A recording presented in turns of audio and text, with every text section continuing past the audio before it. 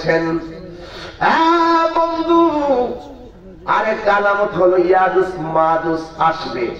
এখন তারা বিয়ালের ভিতরে বন্দী আছে। ওরা প্রতিদিন দুইটা বৃহৎ আকার প্রাণী, কানগুলো আসমান থেকে জমিনে লাগে, এমন বড় বৃহৎ আকার প্রাণী তাদেরকে বিল্ডিং এর ভিতরে বেষ্টন করে দেওয়া আছে। ওরা বের হতে পারে না। প্রতিদিন জিহ্বা দিয়া দেয়ালটা চাটতে থাকে। ব্লেড পরিমাণ যখন হয়ে যায়, কাছের আরেকজন বলে এখন একটু ঘুমান, বাকিটা কালকে করবো। আল্লাহর নিরাকালা বোঝা যায় না। যখন আমার আগামীকাল হয়ে যায়, আমার আল্লাহ আগের মতন বিল্ডিংটারে পূর্ণ করে দেয়, আর তারা বের হইতে পারে না। আল্লাহর হাবিব বলেন কিয়ামতের পূর্বে এই ইয়াজুজ মাজুজ তারা বিল্ডিং ভেঙে বের হয়ে যাবে। আর পিঁপড়া যেমন পায়ের নিচে পড়লে আমরা টের পাই না, ঠিক এমন ভাবে তাদের পায়ের নিচে আমাদেরকে ফেলে পিষ্ট করবেন, মানুষ ধরে ধরে খেয়ে ফেলবেন। নদীর মাঝখানে যাইয়া মুখটা হা করবে, পুরা নদীর পানি খাইয়া শুকাইয়া ফেলাবে। এরা বড় একটা ফিতনা। এরপরে আমার নবী কয় দাজ্জাল আসবে, দাজ্জাল। এই দাজ্জাল আয়েশা তোমারে বলবে আমারে আল্লাহ মান। বেঈমান যারা তারে আল্লাহ মেনে ফেলবে। ইমানদাররা বলবে না না, তোমারে আল্লাহ মানতাম না, তোমার একটা চক্ষু কানা দেখা যা। আমার আল্লাহ কোনদিন কানা হতে পারে না। আমার আল্লাহ বলছে হাসরের ময়দানে আমাদেরকে দিখা দিদার দিবে, তুমি আমাদের আল্লাহ হতে পারো না। যেই মাত্র বললে তুমি আমাদের আল্লাহ না, তোমার কপালের মধ্যে 5টা আরবি লেখা দেখা। এই একটা হলো কাফ, আর একটা হলো ফা, আর একটা হলো রা। তোমার তুমি হইলা কাটটা কাফের, সাথে সাথে ইমানদার সে মাইরা ফেলাবে। আল্লাহর হাবিব বলে আল্লাহ না মানলে ইমানদারে মেরে ফেলবে, আর বেঈমানরা যারা আল্লাহ মানবে এদেরকে মানবে না, না মাইনা ফুলের বাগানে রাখবে। এবার সাহাবীরা ডাক দিয়ে বলে ইয়া রাসূলুল্লাহ, নবী গো,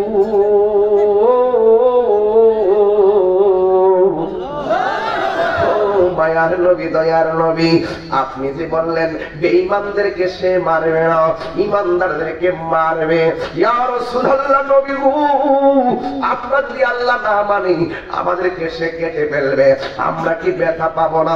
আমাদেরকে আগুনে ফেলে দিবে, আমরা কি ব্যথা পাবো না? আল্লাহর হাবিব ডাক দিয়ে বলে ও আমার পাগল, দাজ্জাল যদিও তোমাদেরকে আগুনের মধ্যে ফালাবে, আমার আল্লাহ সেই আগুনটাকে ফুলের বাগান বানাইয়া দিবি। আর বড় করে কন্যা সুবহানাল্লাহ।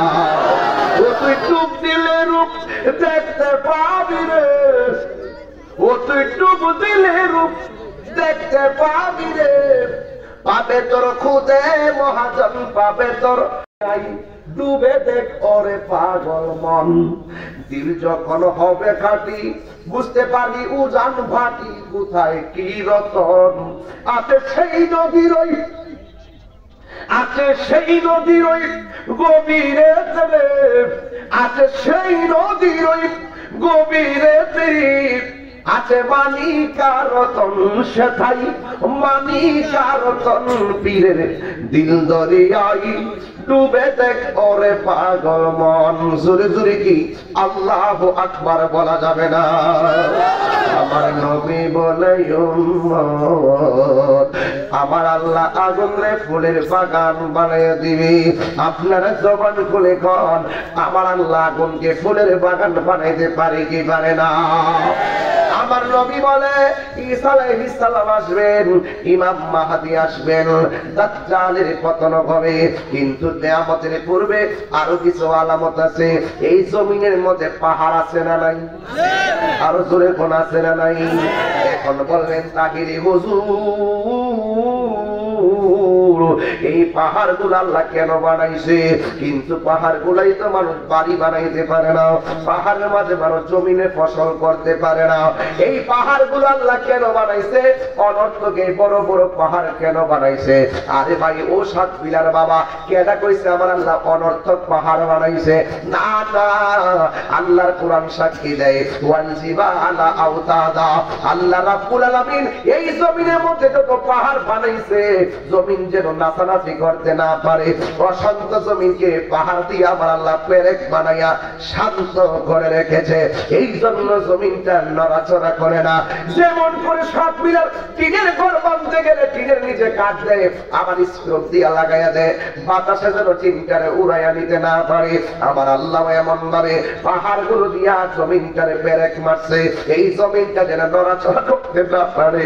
ও বন্ধুরে, আমার আল্লাহ বলেন ওয়াতাকুনুল জিবালু কাল ইহনিল মানফুস।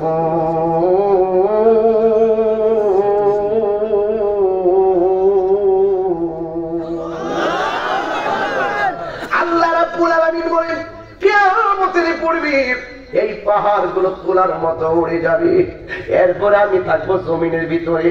যখন পাহাড় উড়ে যাবে, জমিনটা তখন নাচতে শুরু করবে, কাঁপতে শুরু করবে। আল্লাহ রাব্বুল আলামিন কোরআনে বলছেন ইয়াউমা ইয়াকুনুন নাসু কাল ফারাশিল মাবসুস। এই পৃথিবীর মধ্যে যত মানুষগুলো থাকবে, এই মানুষগুলো তোলার মতন উড়ে যাবে। যেই মাত্র মানুষগুলো তোলার মতো উড়ে যাবে, আর জমিনের মধ্যে ভার শূন্যতা হয়ে যাবে, তখন জমিনটা বেশি কাঁপাকাঁপি করবে। আল্লাহর হাবিব আল্লাহ রাব্বুল আলামিন বলেন ঠিক ওই মুহূর্তে ইযা যুলজিলাতিল আরদু জিলজালাহা, এই জমিনটা কাঁপতে শুরু করবে। এই কম্পনে জমিন এত কম্পন শুরু হবে, ওয়া আখরাজাতিল আরদু আসফালাহা, জমিনের নিচে তেলের খনি আছে না নাই? আছে। কয়লার খনি আছে, স্বর্ণের খনি আছে, তামার খনি আছে। বন্ধুরে, এই নিচের মধ্যে যত খনিজ পদার্থ আছে, স্বর্ণ ভূমি করবে, কয়লা ভূমি করবে, গ্যাস ভূমি করবে, সব খনিজ পদার্থ নিচ থেকে উপরে চলে আসবে। এখন ৯৮,০০০ টাকা স্বর্ণের ভরি, অথবা ১,০০,০০০ টাকা এখন বর্তমান স্বর্ণের দাম। বন্ধুরি, এত দামি স্বর্ণ কিয়ামতের পড়বে, চোখের সামনে পড়ে থাকবে, কেউ স্বর্ণের লোভ সেই দিন করার সুযোগ পাবে না।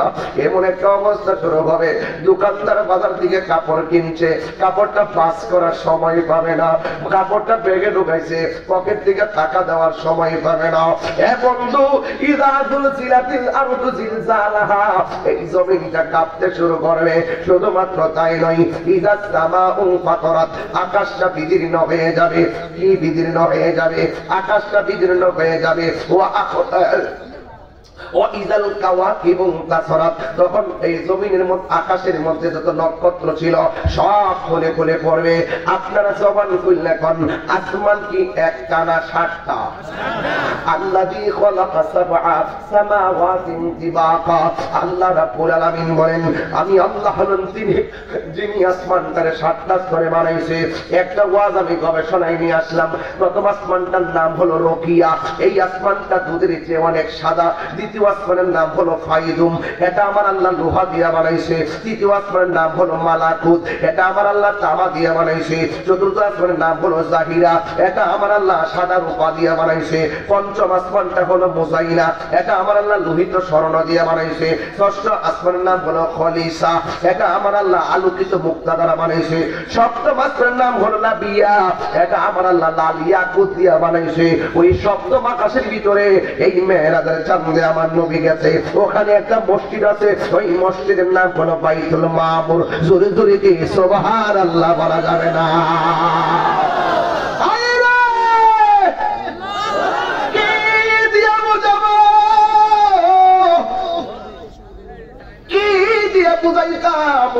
শব্দ ওয়াজ ধরে ফেলাইছি, নর্মাল কোনো ওয়াজ ধরছি না বাবা, একদম লাইন টু লাইন শব্দ ওয়াজ। খুব ঘটনাটা কিন্তু খুব হিসাবে ওয়াজ। ওই আসমানটা বানাইছে, একটা আসমান লোহা দিয়া বানাইছে। আরে বেটা, একটা কাপড়, এটার ওজন ধরে রাখবার লাগে কতটা বাঁশ লাগাইছে।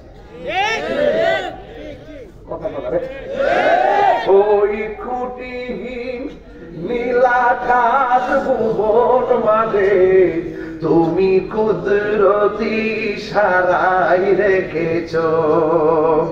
ওগো আল্লাহ, শুকর তোমার, আমাকে যে মুসলিম করেছো। ওগো আল্লাহ, শুকর তোমার,